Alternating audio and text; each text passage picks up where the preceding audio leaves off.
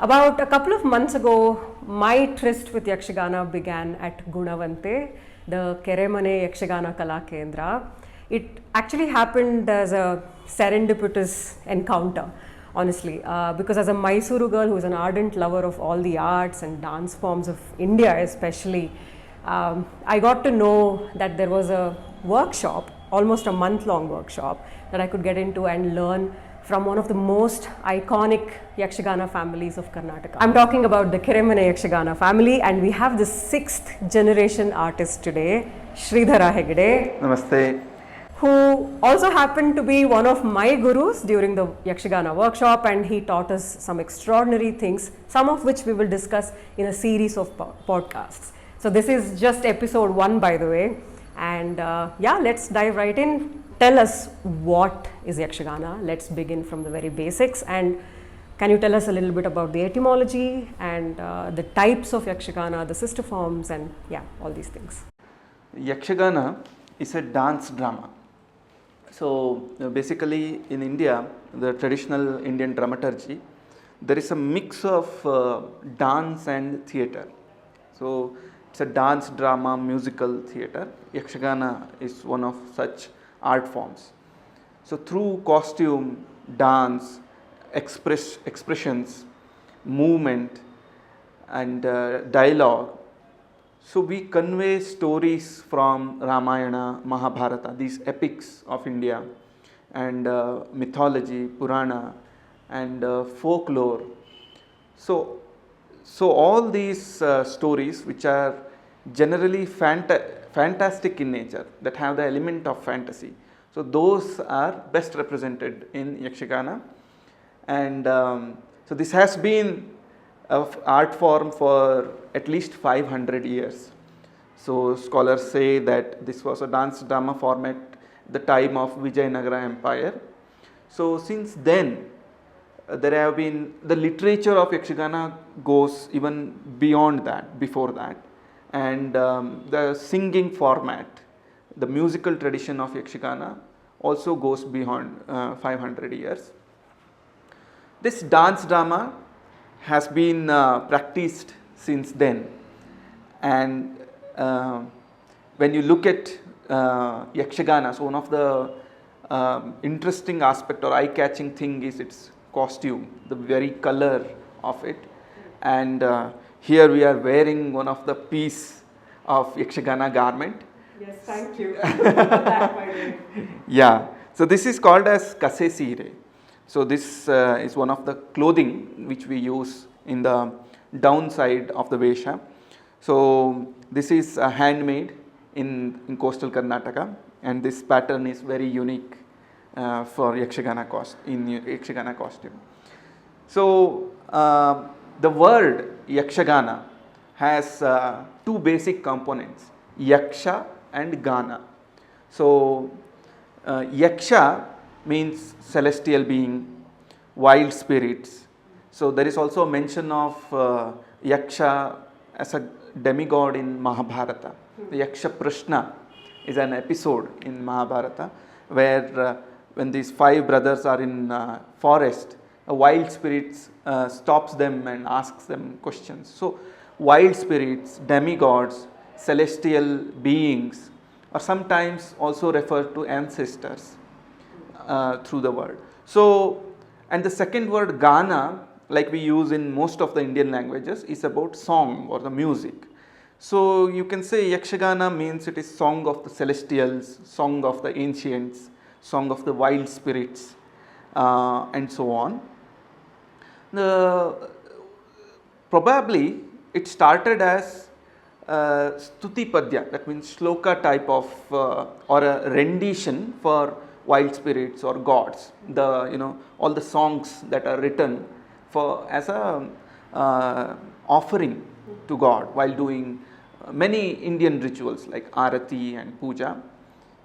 And that literature format later expanded into telling stories, and it started as a literature format.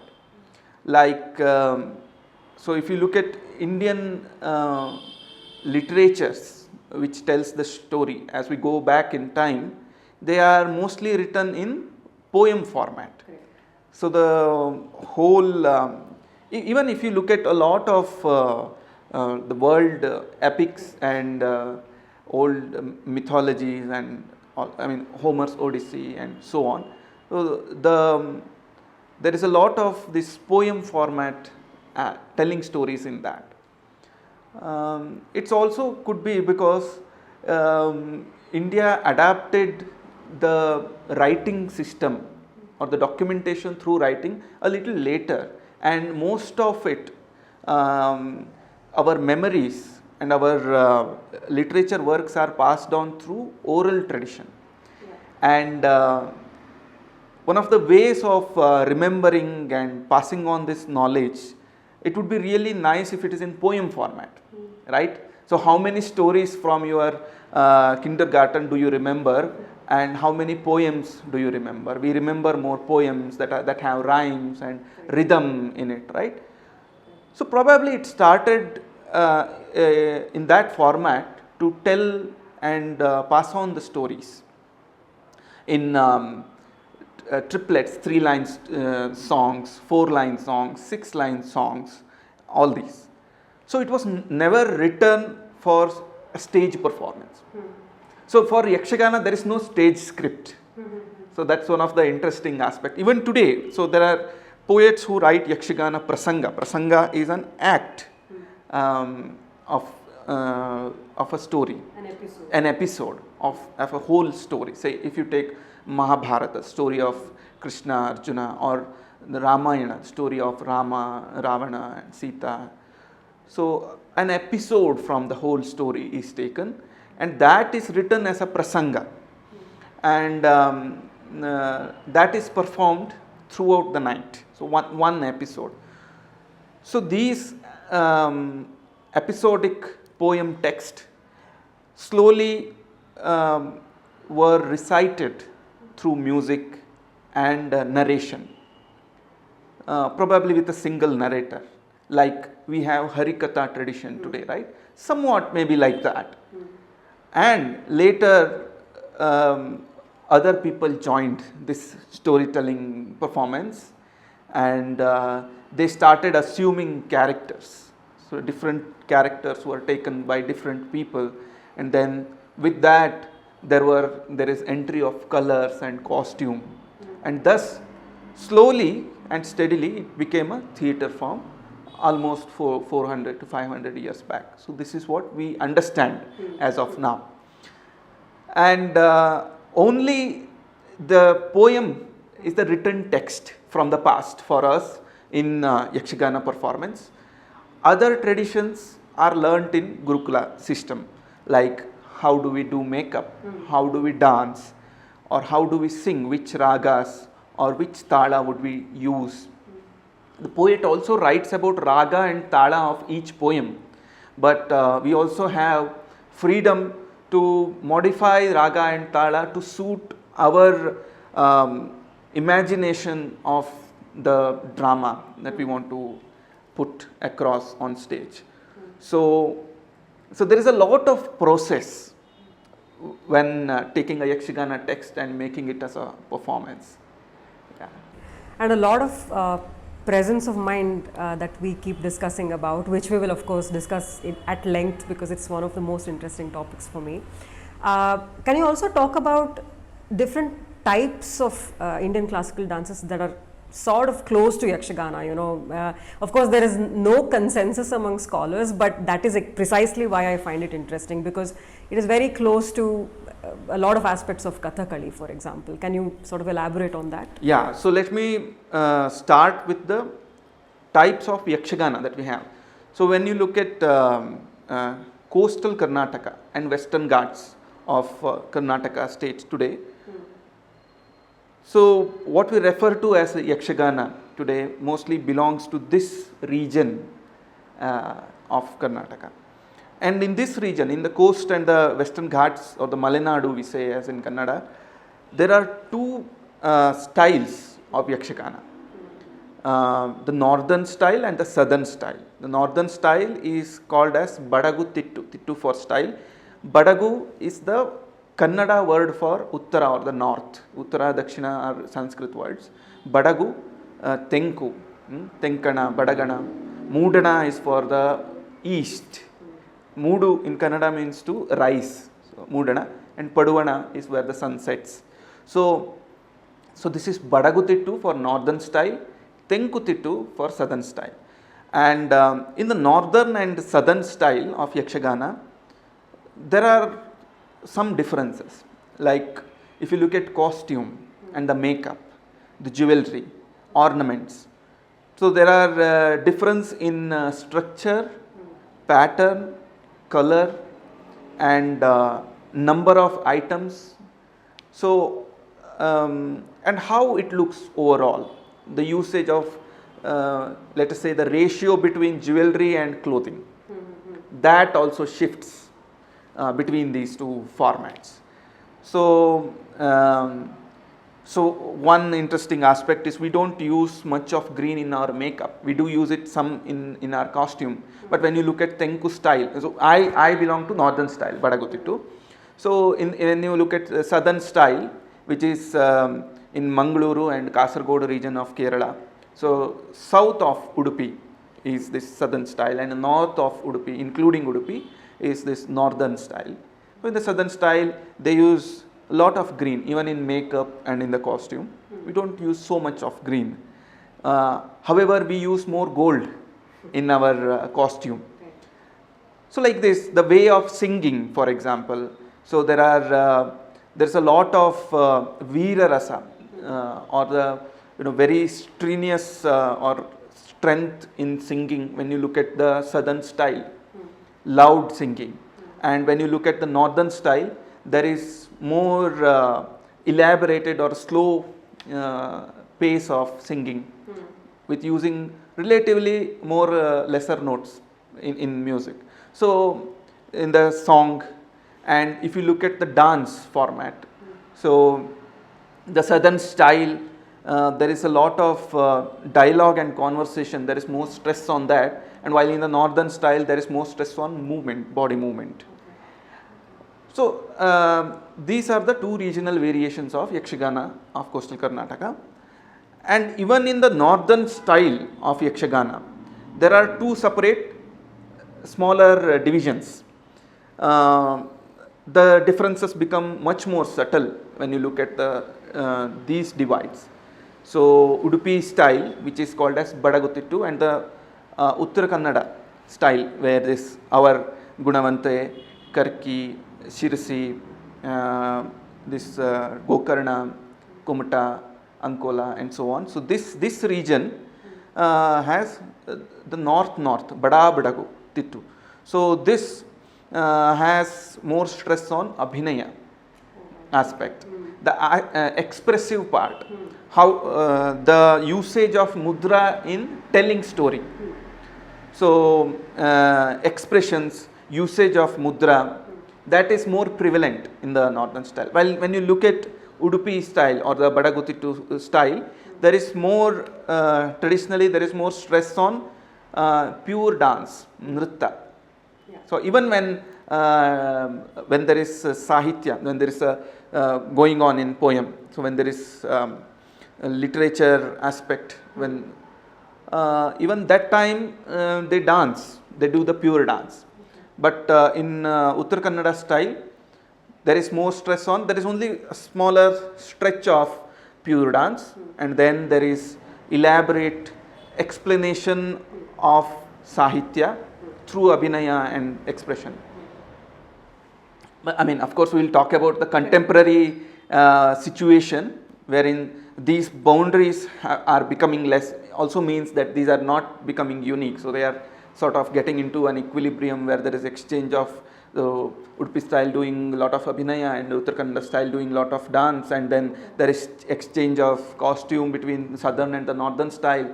So all these are happening, but we will come to that later. But when you look at the traditional structure of it, so this is how it has been in this thing. So this is coastal and Malenadu, the Western Ghat region classification that I told you in Karnataka. So this whole set is called as Paduvala Paya. Paya in Kannada means foundation or the base or a region. Okay, I said Paduvana means west, right? So this whole stretch is called as Paduvala Paya Yakshagana, the western style of Yakshagana. Now we have Moodala Paya Yakshagana, which is on the eastern side or the eastern base, which is North Karnataka and Southern Karnataka, the greater Karnataka or the more interior of Karnataka. This is on the coast side, right? So here also we have sister forms of Yakshagana like Doddata, Sannata, Krishna Parijata, all these, many such forms.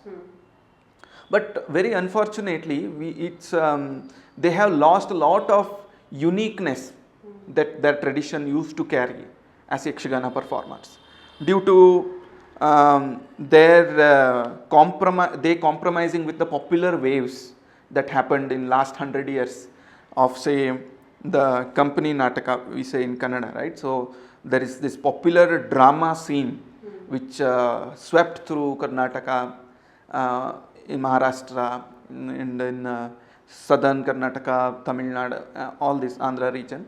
So this was just before the movie industry became prominent. So movie industry got a lot of inspiration from this company Nataka or this drama tradition. Right. And a lot of these Moodalapaya, the eastern base forms of Yakshagana, took inspiration from them. They wanted to survive. People were liking these drama companies which were doing a lot of popular themes, and so they adopted. Like if you go to, if you look at the music instruments of these Moodalapaya, now they use tabla and harmonium, which is not original. So to contrast it with Paduvalapaya Yakshagana, we have Chande, Maddale, and there used to be Ekanada instrument for Shruti, which is not used now, but that Chande, Maddale, and then there is Tala and Jagate, which are very unique to this Yakshagana tradition from the coast. So like this, and then there is the heavy costume, which are uncomfortable, not that comfortable.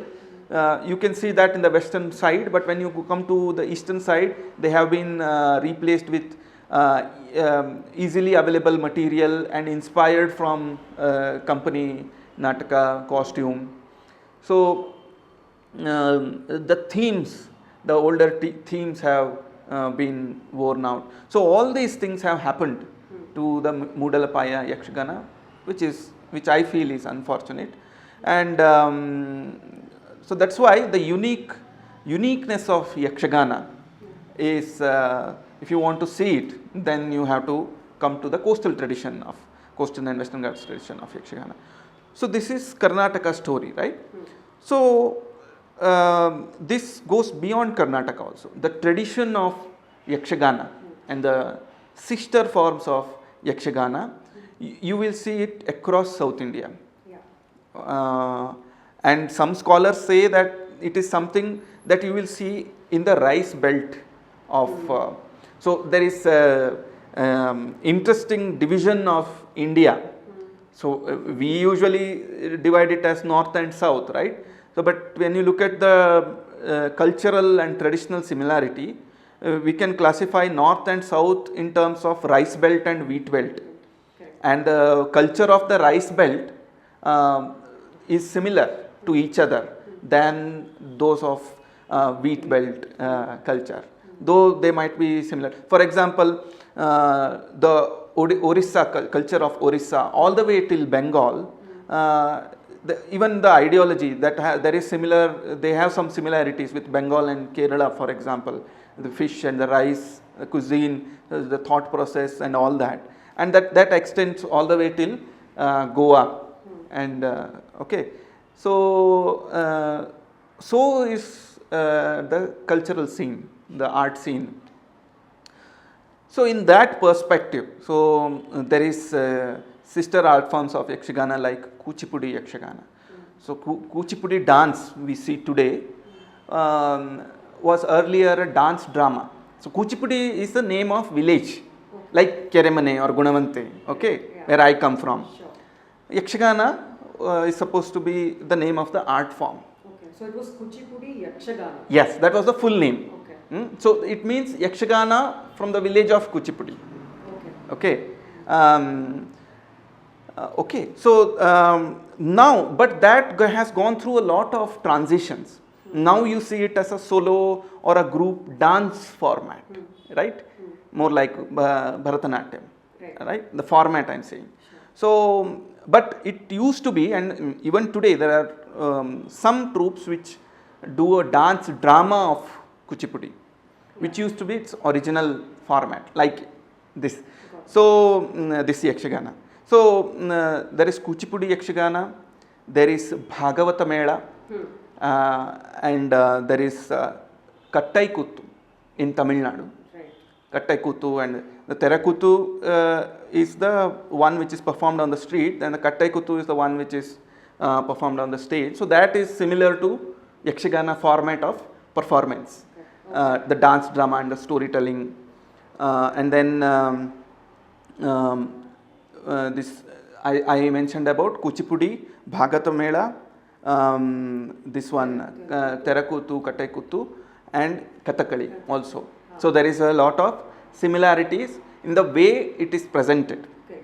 The format of performance and the stories that they tell from the same epic pool of stories, epics and Ramayana, Mahabharata, Purana, and so on. And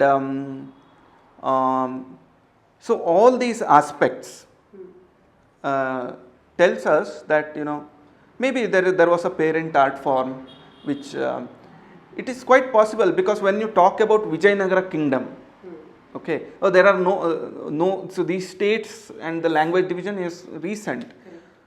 So probably after the dissolution of Vijayanagara kingdom, the artists and the families carrying the dance drama tradition of the central southern Indian region would have dispersed in all directions possible.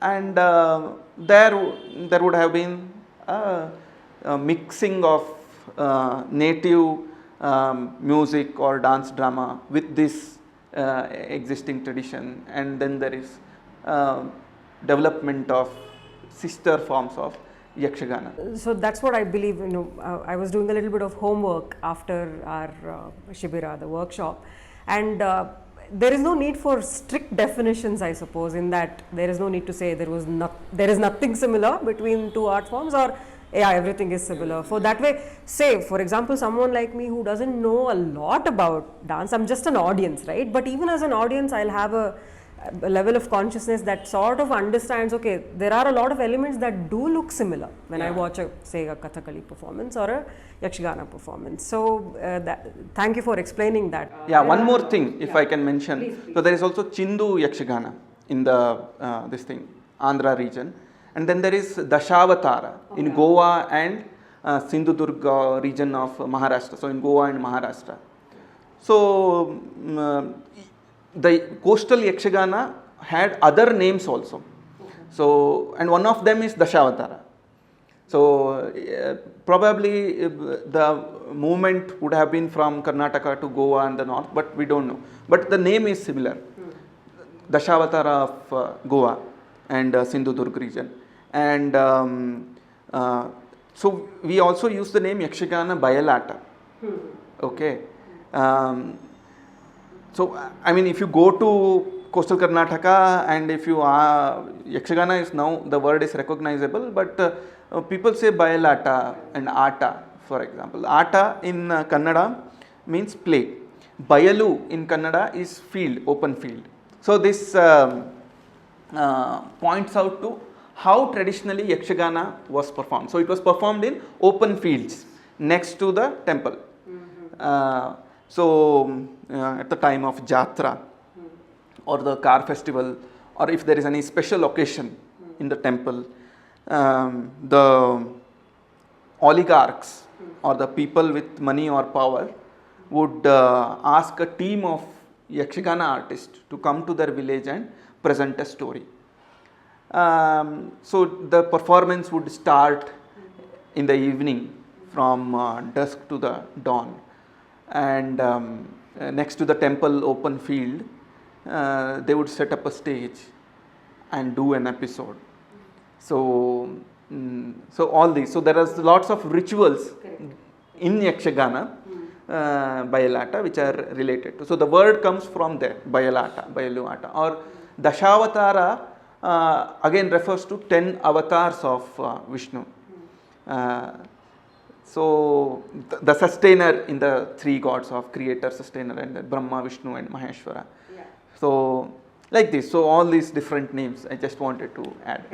Yeah, my head is exploding with a lot of questions, but again, let's zoom out a little bit. And by the way, in the workshop, we had a lot of theory classes that were really fascinating. You handled the classes really well.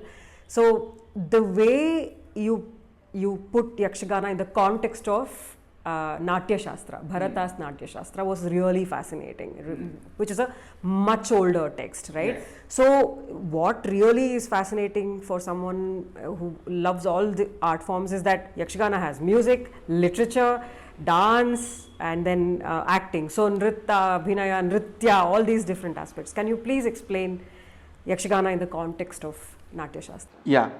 So Nātyashāstra is a book on Indian dramaturgy, written at least 2000 years ago.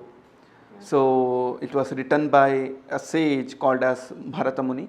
Some say that it was a group which was working on creating this text under the guidance of Bharata, because when you look at this text, it talks about the drama traditions of North India, South India, East India, West India. So all these. So the pan-Indian book for dance or dance drama or dramaturgy is this Nātyashāstra. Actually, the discovery of Nātyashāstra is very recent. So in 20th and 21st century, we discovered, we didn't even know the text existed. So it was lost. So, when this text was discovered and when what is written in the text slowly started to coming out, people started to notice that there are already existing art forms in India, quite few in number, but still they fall under a lot of things that Bharata talks 2000 years back in India. So, so that is Nātyashāstra. So Bharata describes Nritta. Nritta is pure dance. And we know a lot of meanings of Nātyashāstra, or how do we understand Nātyashāstra through Abhinavagupta, Abhinavadarpana, which comes little later than Nātyashāstra. Sure. So by the time of Abhinavagupta, Nātyashāstra was so old that he has to write a commentary on it. So trying to bridge the gap between the contemporary Indian dance scene with Bharata. So Nritta is pure dance, where the movement of the limbs, hands, legs, body movement, all that. And Nritya is when you add emotion to the movement or expressions, facial expressions. The character can be described at the level of Nritya, because the characters have emotions, and this the Nritya facilitates this emotional expression along with the body movement. And then comes Natya. So Natya is a full-fledged performance where there is Nritta, there is Nritya, there is also dialogue, conversation, Vachika, and then there is a lot of costume, painting, characterization. Music is anyway could be there in the Nritya also. So, so Bharata describes Natya as an amalgamation of all the arts known, all the performative and visual arts. because in the costume and makeup there is visual arts, in the stage setting there is visual arts, and then there is music and instruments, rhythm, melody on one side, and then there is pure dance, expressive dance, just expressions, and then there is theatrical aspects, blocking and expression as in theatre.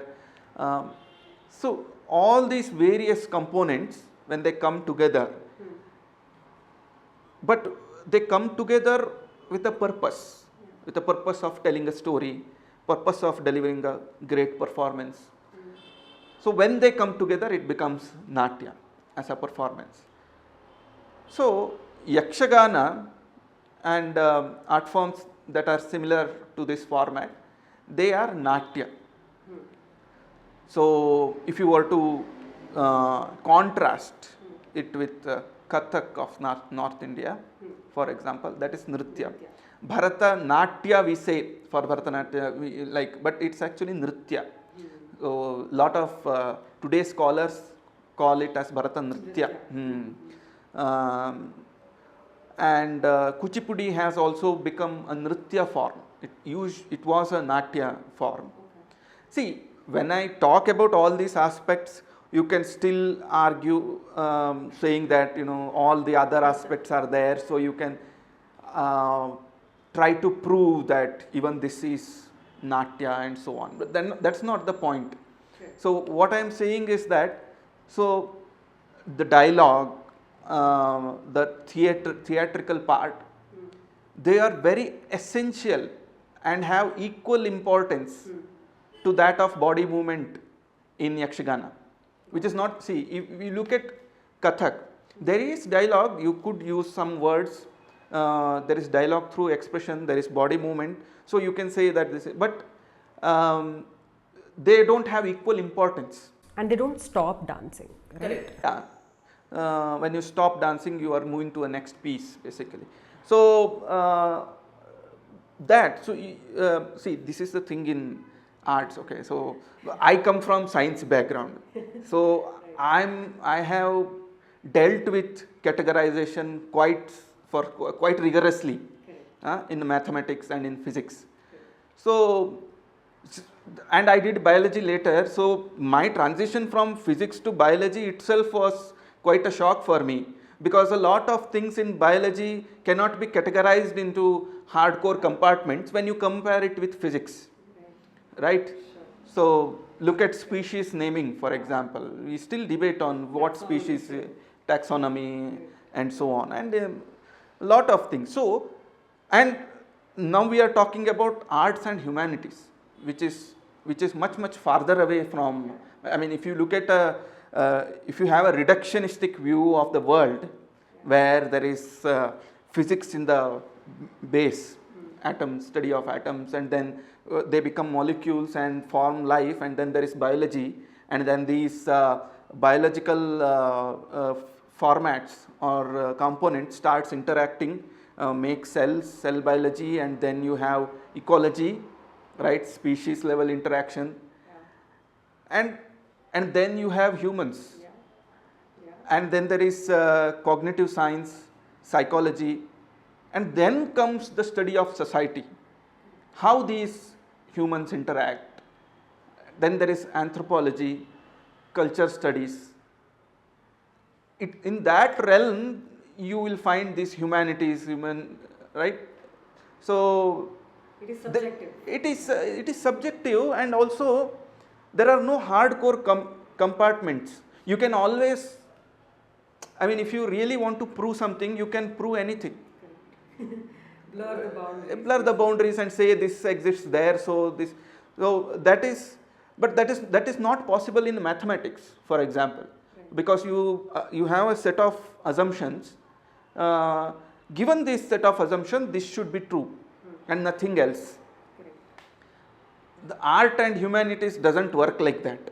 So there is always, so there in mathematics and physics, categorization often help us in discoveries, and the categorization itself can give you an opportunity for making a new discovery.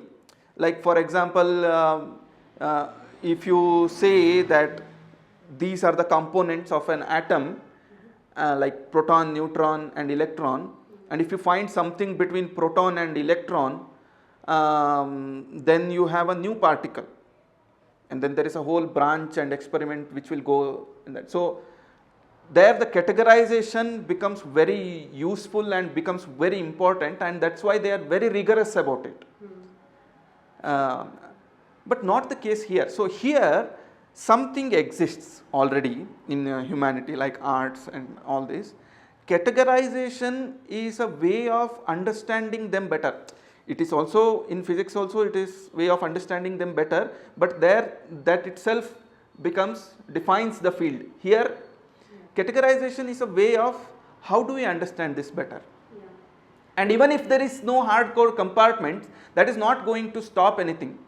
Okay, so if I say that Yakshagana and dance and the Western contemporary dance, if I never do these compartments, we still perform, we do what we do in our art forms. Okay, but categorization is for the understanding, see the similarities, see the differences. So it should be taken in more lighter sense when it comes to diversity.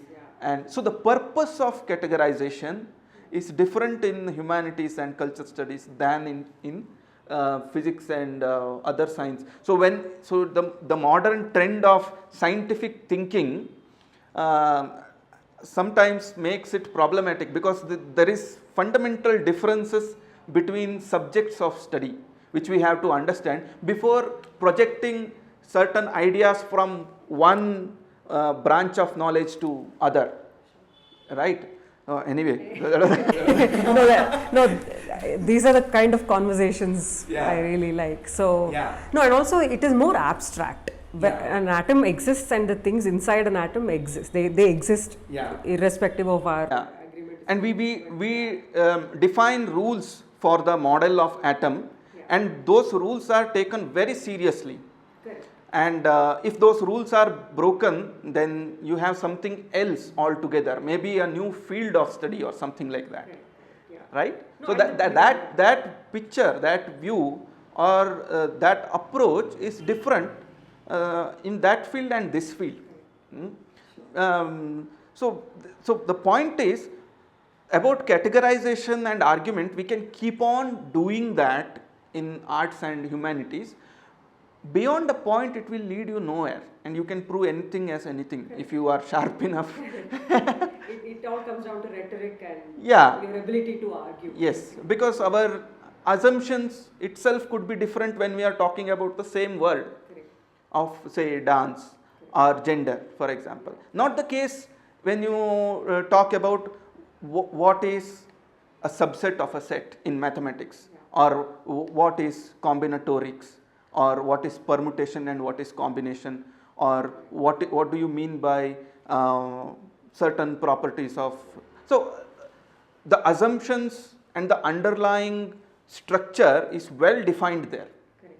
So when I say an electron, what I think as electron and what you think as electron, we being two physicists, is very, very similar, because we have an underlying mathematical structure. The spin of electron, what is it? The charge of an electron, what is it? But when you talk about charge of a performance, right, or charge of a movement, or such things, they are so it is multi-layered and complex. Correct. Right? I think we should have a whole episode dedicated to just talking about Yakshagana in the context of Nātyashāstra, honestly. Yes. Yeah, maybe for another. Yeah. No, let me just continue that conversation. So I took a digression. Yeah. So there is this Nritya and Natya. Indian performing tradition, when you especially look at Natya, so Kathak was also a Natya, Kathaka. So it was a way of storytelling. but Sutradhar being the main person in Kathak, and then that itself became a form. So, like that, Yakshagana is a dance drama. So, this categorization of dance and theatre is a modern categorization. Okay. So, wherein when you say dance, it is about movement of the limbs with rhythm and music and so on.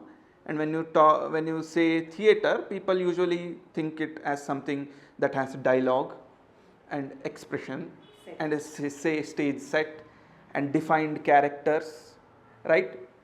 But in Natya, there is no bifurcation as such. Like in terms of, when you talk about forms of like Yakshagana, so there is dance, movement of limbs, music, and there is characterization, dialogue delivery, makeup and costume. So for example, if you look at dance forms like Odissi, Bharatanatyam or Bharatanatyam and Kathak, there is a common costume, and the person who is dancing could become multiple characters, or could also be a Sutradhara telling the story, or just do dance as a pure dance, this thing, right? So that's not how it works in Yakshagana or Kathakali. So this is where I can see similarities between Kathakali and Yakshagana, for example, or in Chindu Yakshagana or in Terakutu, like that. So we have defined characters like you have it in theatre and dialogue. But these characters also dance, they do pure dance, they do expressive dance, right? So this categorization of dance and theatre as two different performances or performing arts is not applicable to Indian tradition of presentation, because even when you look at, even just you look at dance forms of India and dance forms of the contemporary dance forms from the West and so on. So a lot of Western dance mainly involves movement of limbs, and they are not that expressive in nature. Their face is kept as still, and their concentration is on the movement of the body being representation of an object or an emotion or something like that, right? But when you look at Indian dance, there is a lot of emoting on face, there is mudra. The concept, why there is an necessity of the concept of mudra? So it is because you are telling a story with mudras as basic elements, symbols representative of certain objects or emotions, like this being a deer, right? You want this mudra to exist, and you want to define this mudra, and you want people to know that this is deer, because you are going to build on it. So this is essential when it comes to story narration. So in the dance tradition of India itself, when you compare it with Western dance, there is an element of theatre. There is an element of theatre. So this could also be because a lot of these dance forms came from Natya. They started their journey, could have been that, they started it as dance drama, and then later it became more of a dance.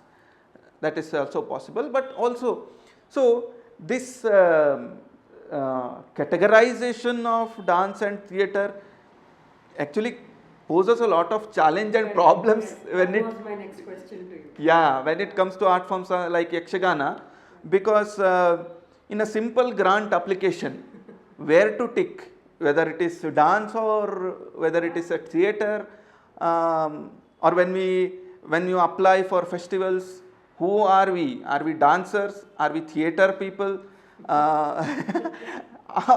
So this categorization is very problematic, I think, in Indian tradition of performing arts. So our categorization is Nritya and Natya. It's not dance and theatre. Okay, and yeah, I think there is a need for indigenous approach in categorization of Indian arts and theatre, drama, dance. Very well said, because there comes a homogeneity when you approach dance and theatre drama separately from the Western standpoint, right? Simply because they don't have an art form that defies or goes beyond these two definitions. Yeah. I mean, I'm not denying the experiments that have happened in the contemporary world breaking these boundaries, but those are experiments, right? So still when we say dance, we have a picture of certain things, and when we say theatre, we see them as two separate entities, right?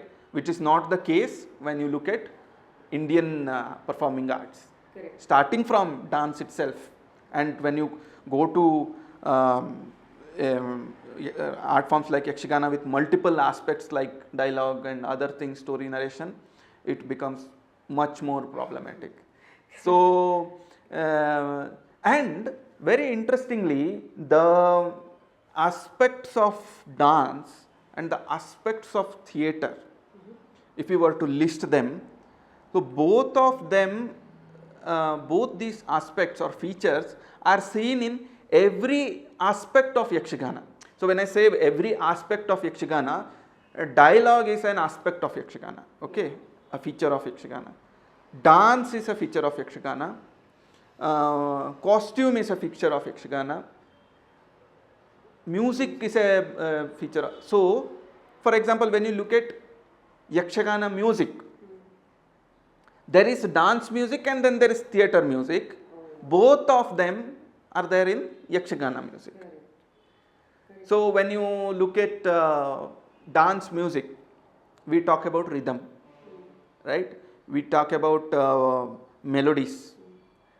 We talk about speed. I am not saying these are not there in theatre music, but these are of prime importance in dance, right? And when you look at theatre music, we talk about character music, we talk about scene music, like how you see it in music, in the movies, right? So we call it as BGM, background music, right? And a lot of people have become musicians and got their name through giving background music. We have so many people. The sensitivity and the knowledge and the expertise of background music for a play or a movie is very different from the sensitivity, knowledge of designing a music for a dance performance, right? So when you talk about dance, we talk about choreography. When you talk about theatre, we talk about direction. Yeah. We have both here. Yes. So when you look at Yakshagana music, for example, there is rhythmic music, there are structured patterns, there are melodies or ragas, alapa, and all that aspects that comprise of dance music. There is also character music, there is theatre music, there is background music, yeah, there is bridge music between scenes. Yeah. Wow. So all these, you list them, you will have it here, both of them, inseparable. Yeah. Okay, you can't have a performance without that. So this is in music. The same thing in costume, makeup. The same thing goes with dialogue. The same thing goes with dance. We call it as dance, but there is dance aspect in it. There is also theatre drama aspect in it, right? So in expression, in the way how we express, there is theatrical expression, there is dance expression which involves grace. So when the grace, the word grace or the concept of grace is primarily used in dance.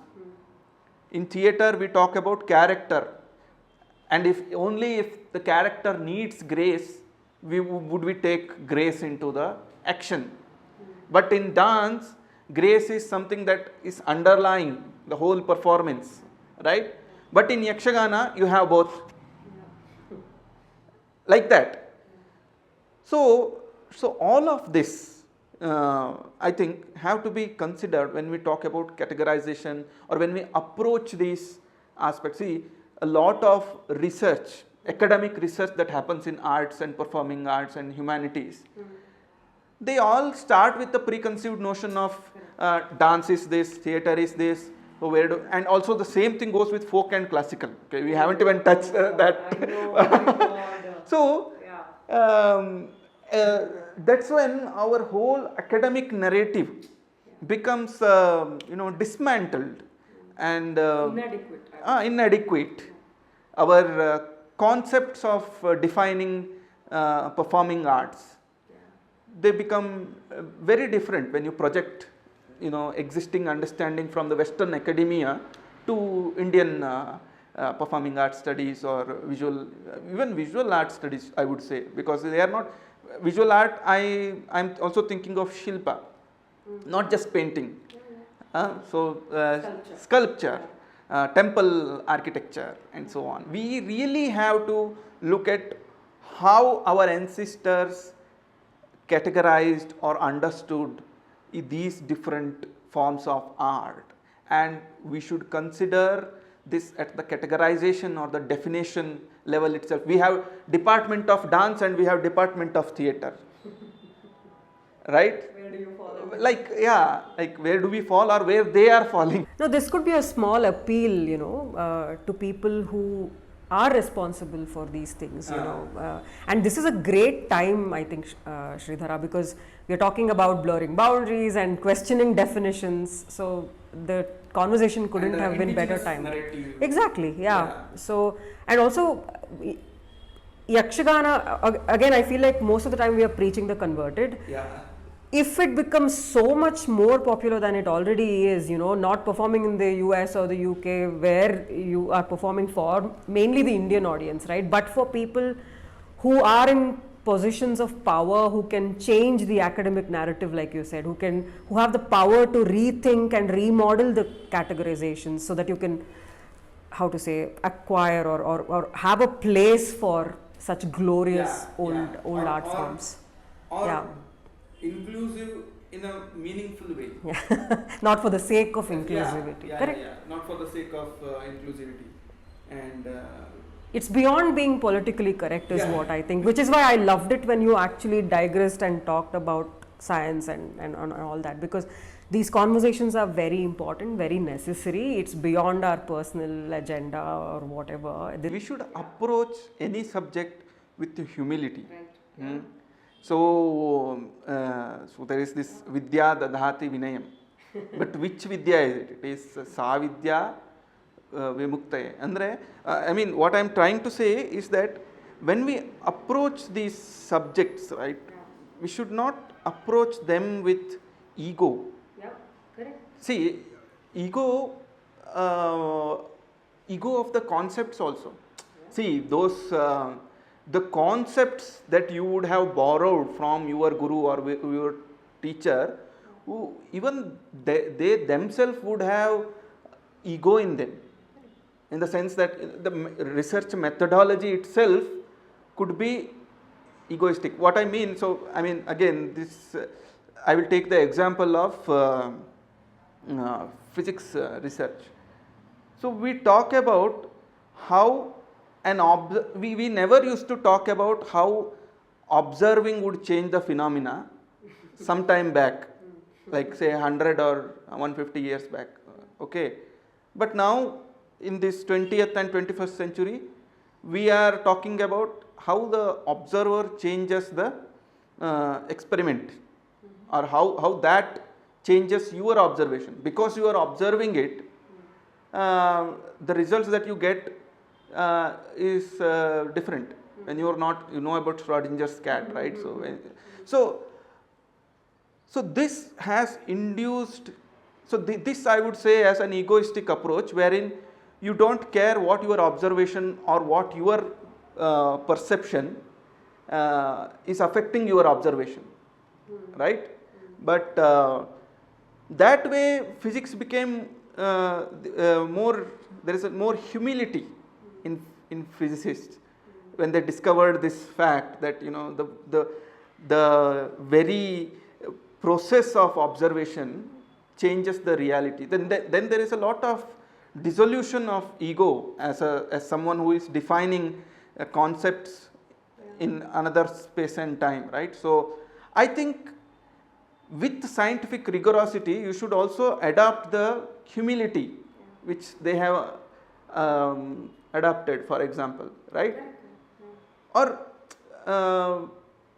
just like that, I mean, this has been said before. So when you approach a subject, you should approach it with this vinaya, this humility of, yes, these are the things that I have known, these are the things that I know about, not just the form, even about the category itself, in the very basic level. So you should be ready for dissolution of all those concepts when you approach it, rather than fitting what you have observed into you know. So that I would call as an egoistic or intrusive process, right, of understanding. Going with an open mind, basically. Yes. Yeah, so thank you so much. I actually like the parts where you digressed. It's okay. I would like for this podcast series to be a very open conversation. This is not to sort of target any sector of people who believe in things very staunchly. So that is not, everybody is welcome to ask questions, which you should, I think, in the comments. Yeah, I want to know more about your personal journey in the next episode. Sure. I hope you're still interested. Yes, I am. Thank you. Thanks a lot. Okay, so that was episode 1. You can follow Keremane Yakshagana artists personally on their personal Instagram handles. This is Natana Yaksha sitting with me here today, my first guest. And you can follow Sri Maya Keremane on Instagram. And you can follow Sri Idagunji Mela on YouTube. Of course, I will leave the links in the description box below, so please follow them, support them. You can keep an eye out for their upcoming performances. They perform across Karnataka, across India, and sometimes abroad also. Please keep an eye out for the second episode, and there'll be more. Thank you so much for watching. Bye.